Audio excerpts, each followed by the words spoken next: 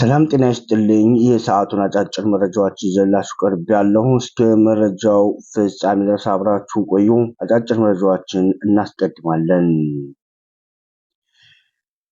ከዓመት በፊት በአየር መንገድ ደህንነት ጋር ተያይዞ ወንጀል የተከሰሱት ከአንድ ዓመት በላይ በእስር ላይ የቆዩት እነ ዮሐንስ ዳንኤል ከእስር እንዲፈቱ ትዕዛዝ ተሰጥቷል።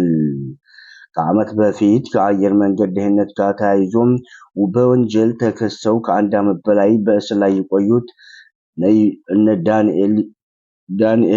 ዮሐንስ ዳንኤልን ጨምሮ 4 ተከሳሾች ከእስር እንዲፈቱም ፍርድ ቤቱ አስታውቋል።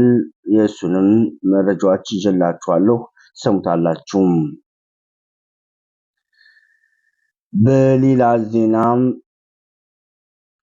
በሌላ ዜናም የአማራ ክልል መንግስት የአፋሕድ ዘላቂ ሰላም ስምምነት ተከትሎም የሚከተለውን መልእክት አስተላልፏል።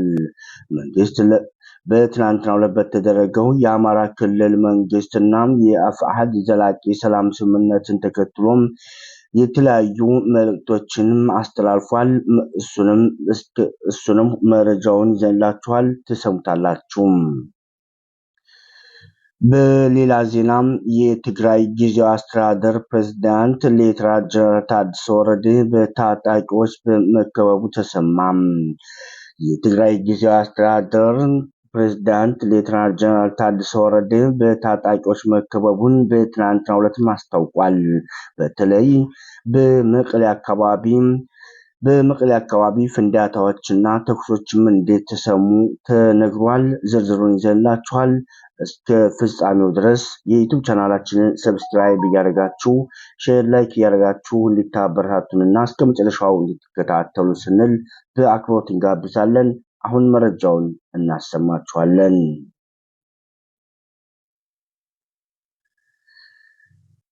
ከአየር መንገድ ደህንነት ጋር ተያይዞም ወንጀል ተከሰው ከአንድ ዓመት በላይ በእስር ላይ የቆዩት ዮሐንስ ዳንኤል ከእስር እንዲፈቱም ትዕዛዝ ተሰጠ። የፌዴራል ከፍተኛ ፍርድ ቤት አንደኛ ልዩ ከባድ ወንጀል ችሎት ከኢትዮጵያ አየር መንገድ ደህንነት ጋር ተያይዞም በወንጀል የተከሰሱት እነ ዮሐንስ ዳንኤል ወይም ጆን ዳንኤል በእስራት እንዲቀጡ ወስኖ የታሰሩት በቂ ስለሆነ ከእስር እንዲፈቱም ትዕዛዝ ተሰጥቷል። የፍትህ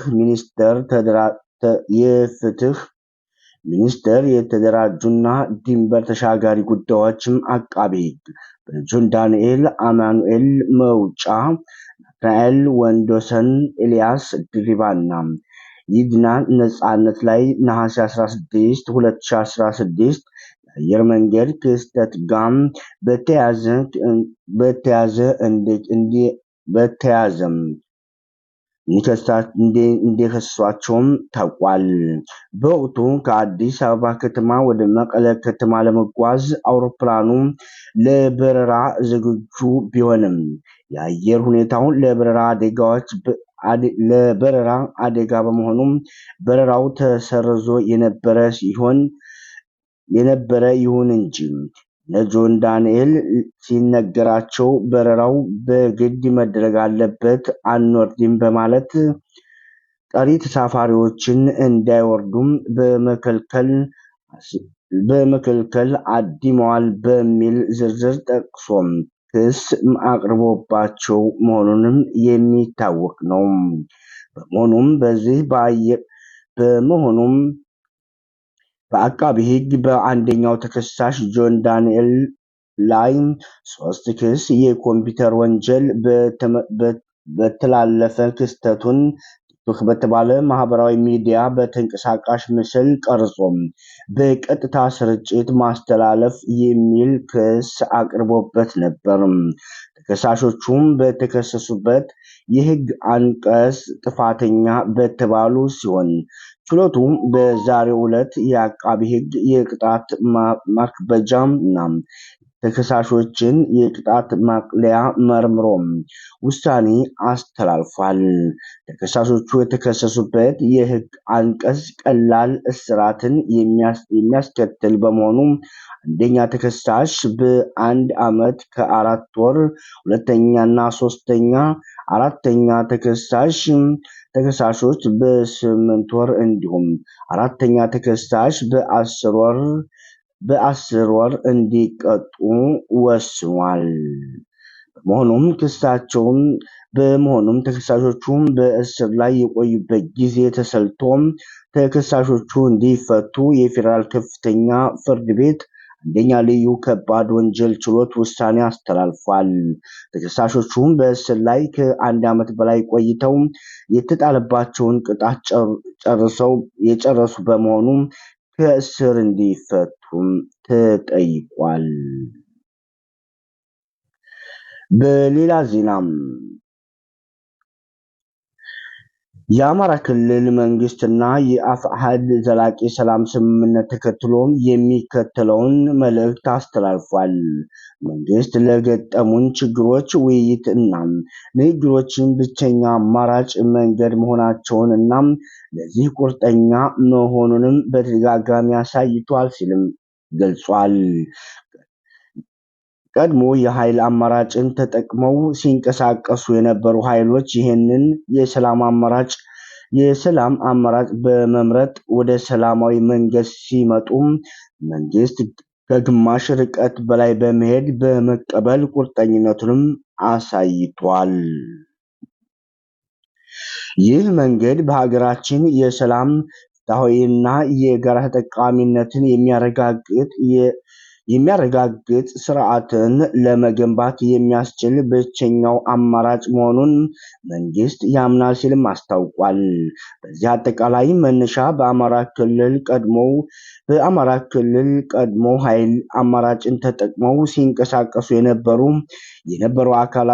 አካላት የኃይል አማራጭን ለህዝባችን ሰላምና ለሀገራችን ብሔራዊ ጥቅምና ደህንነት ፋይዳ እንደሌለውም በማመን ወደ ሰላማዊ መንገድ በመምጣት ድፍረት ያለው ውሳኔ አድርገዋል ሲል ገልጿል።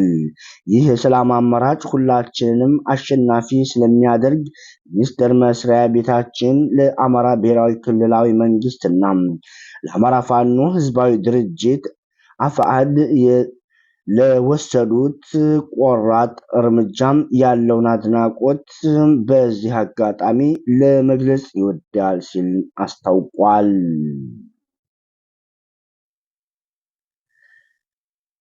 የአማራ ፋኖ የወሰደውን እርምጃ አድናቆት በዚህ አጋጣሚ ለመግለጽ ይወዳል ሲልም ገልጿል። በሌላ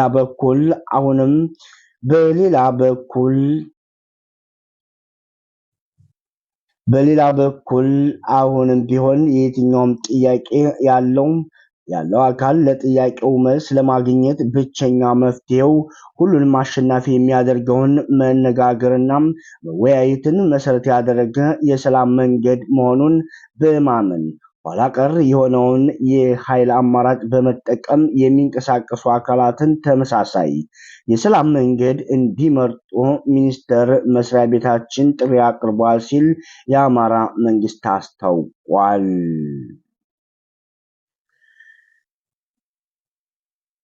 በሌላ ዜናም የትግራይ ክልል መንግስት አስተዳደር ፕሬዝዳንት ሌተናል ጀነራል ታደሰ ወረደም በታጣቂዎች መከበቡ ተሰምቷል። የጊዜያዊ አስተዳደሩ ቢሮም በህወሓት አርሚ 31 ዙሪያውን መከበቡን የጀነራሉ ቅርብ ሰዎች አረጋግጧል።